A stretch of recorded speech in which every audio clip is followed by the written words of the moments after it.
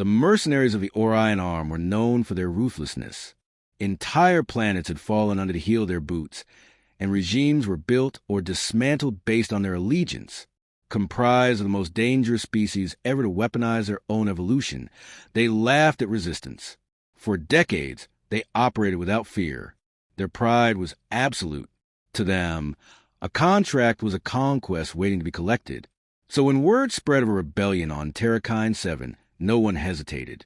The planet was unremarkable, dry with scattered jungle zones and backwater settlements.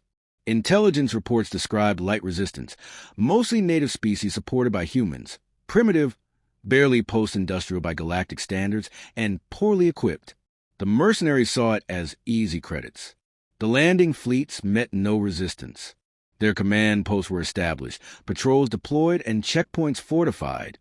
Human presence was reported but unconfirmed. Scouts dismissed it. After all, these were just Terrans. Soft, emotional, backward. The guilds had faced them before in commercial disputes or border enforcement ops. At worst, they were stubborn. Nothing that warranted concern. Then the jungle teams went silent.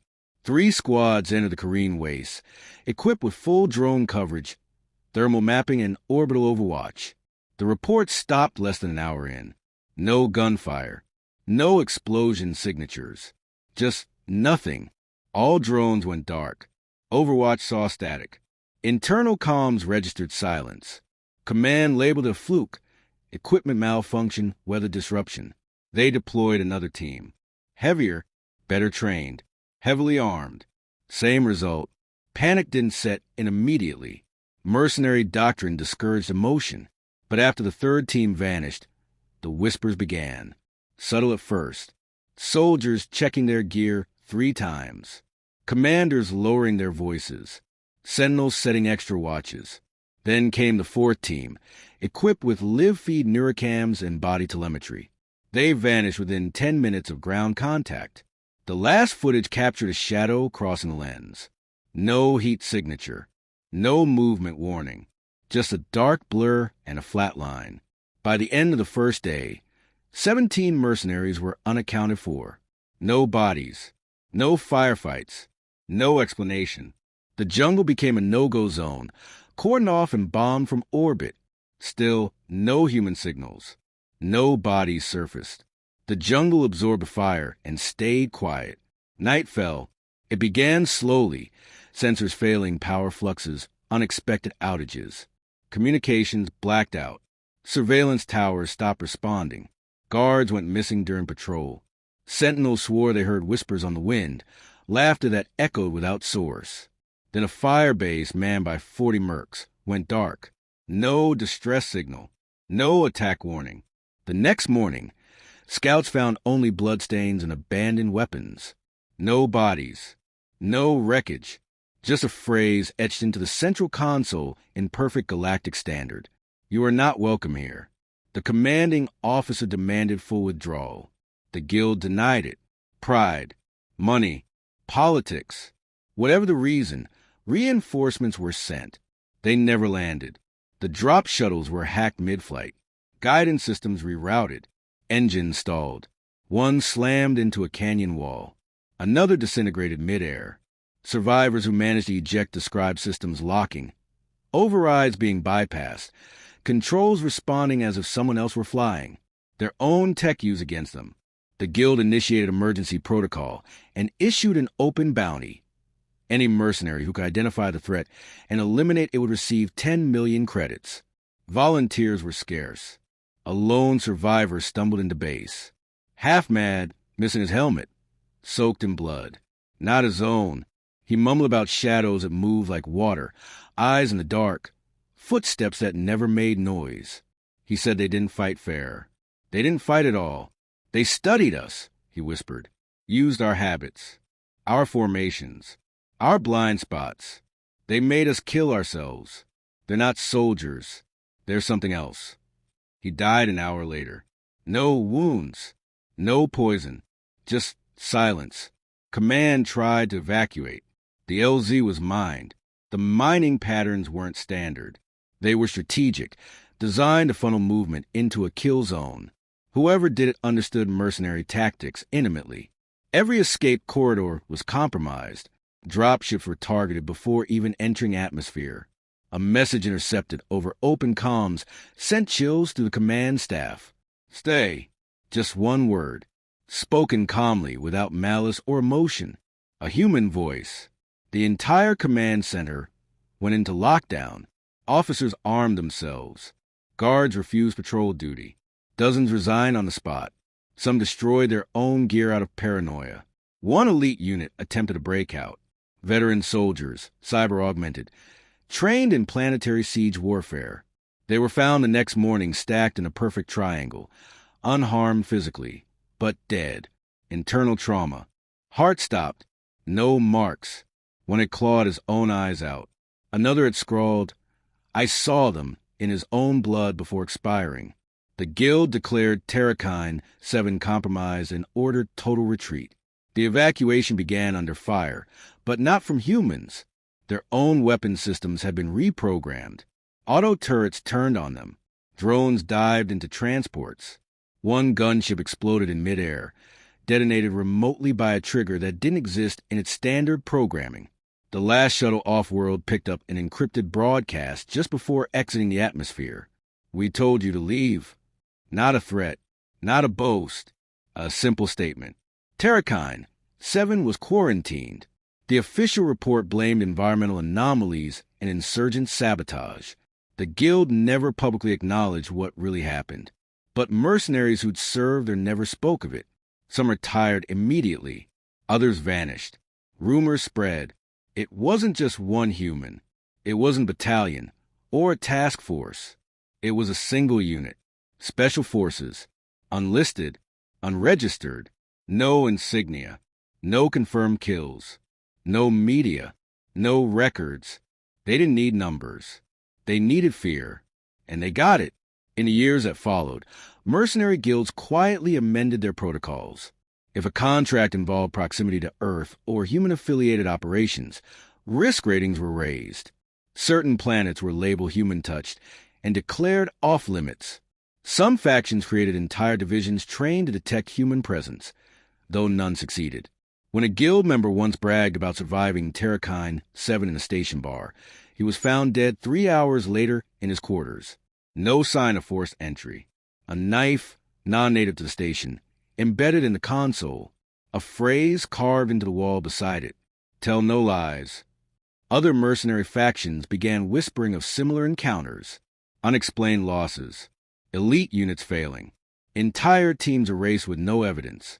Always near zones where humans were active. No empire claimed responsibility. No military acknowledged the existence of these operatives.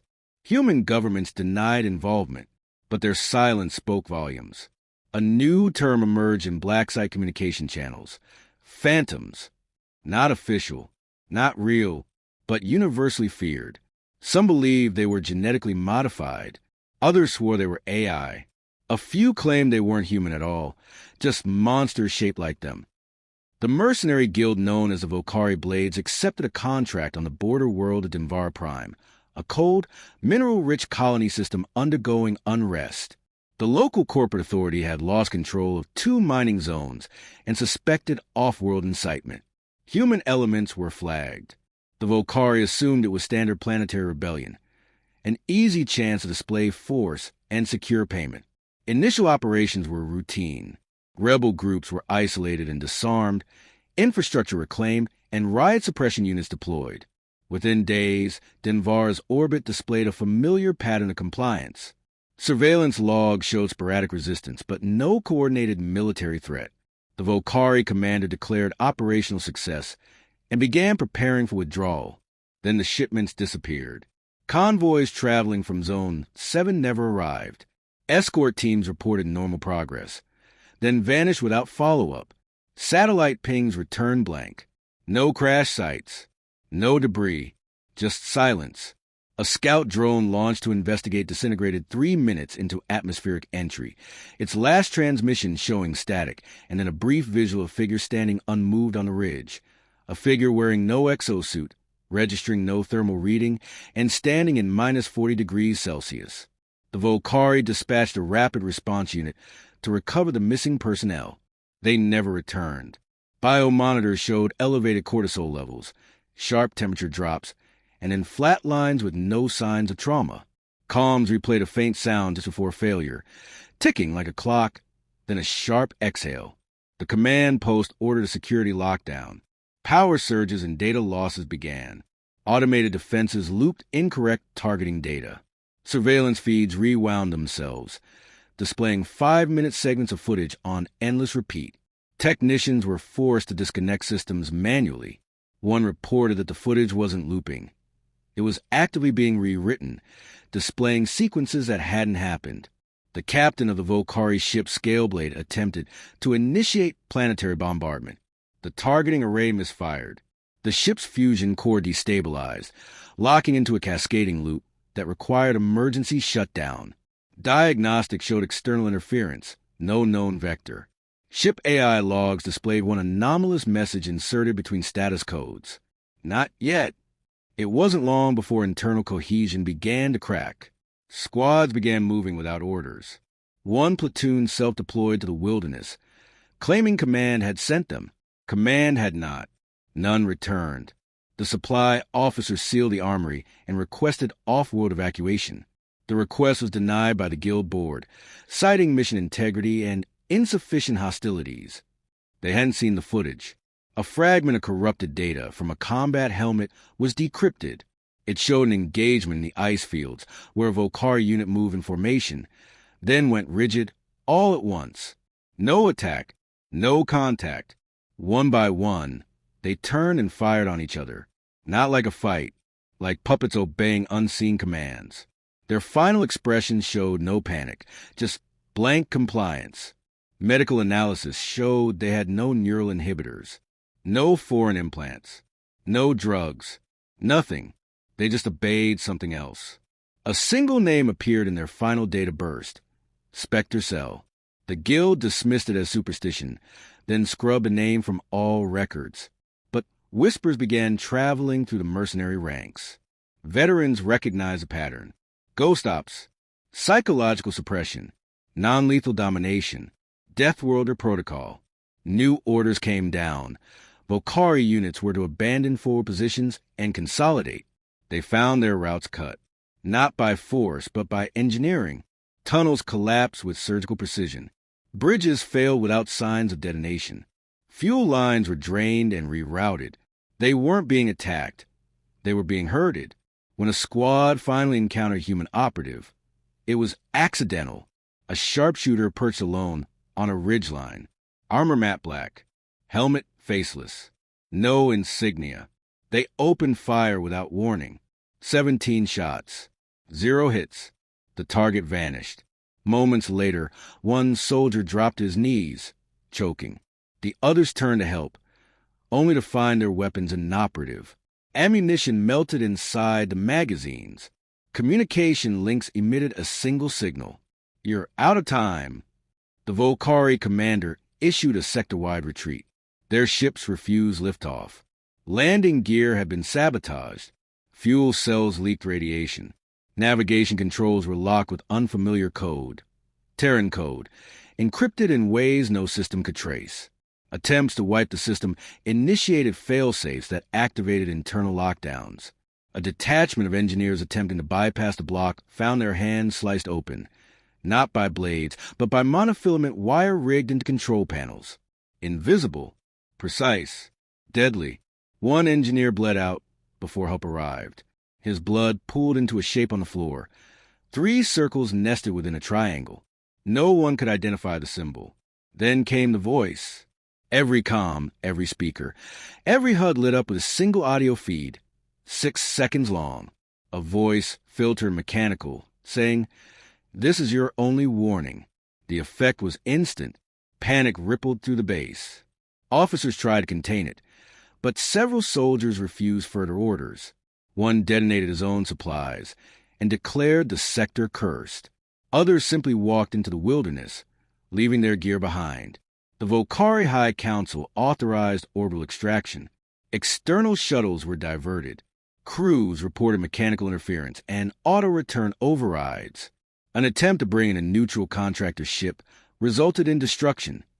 25 kilometers from surface contact, the vessel's magnetic shields inverted and collapsed on itself. No known weapon caused it. The Volcari had lost a third of their force without ever firing a successful shot. Meanwhile, the rebel mining zones expanded. No new resistance encountered. No need for weapons. Local populations reported unknown figures assisting in the construction of power grids and shelter. When pressed, they gave no names. Only a single phrase, over and over: "The shadows walk with us." The Guild attempted counterinsurgency, propaganda campaigns, cyber warfare, disinformation. Nothing worked. Any attempt to influence the population failed, with programs overwritten almost instantly. Data logs showed traces of ghost code, non-standard, recursive, and designed to corrupt any system attempting analysis. A logistics officer connected the pattern to a classified data breach years ago during the Soul Treaty period. The Terrans had built a protocol called Null Star, meant to mimic life within AI systems. It had never been confirmed to exist. Now it was here. One final strike team was deployed. Elite soldiers, genetically enhanced, immune to common infiltration vectors. They carried analog weapons. Old world, flame, blade, coil gun. They entered the mining basin without incident. Their final message was one sentence: "We never saw them." A week later, an empty vehicle returned from the basin. Inside were 24 dog tags, none of them damaged, arranged in perfect alignment on the seats. A single note was etched into the dashboard: "You weren't ready." That was the final straw. The Volcari blades vacated Denvara Prime and paid back their contract at double penalty. They left their equipment behind. No attempt was made to retrieve it. The entire guild was placed under internal audit. Recruitment plummeted. Fear spread like radiation.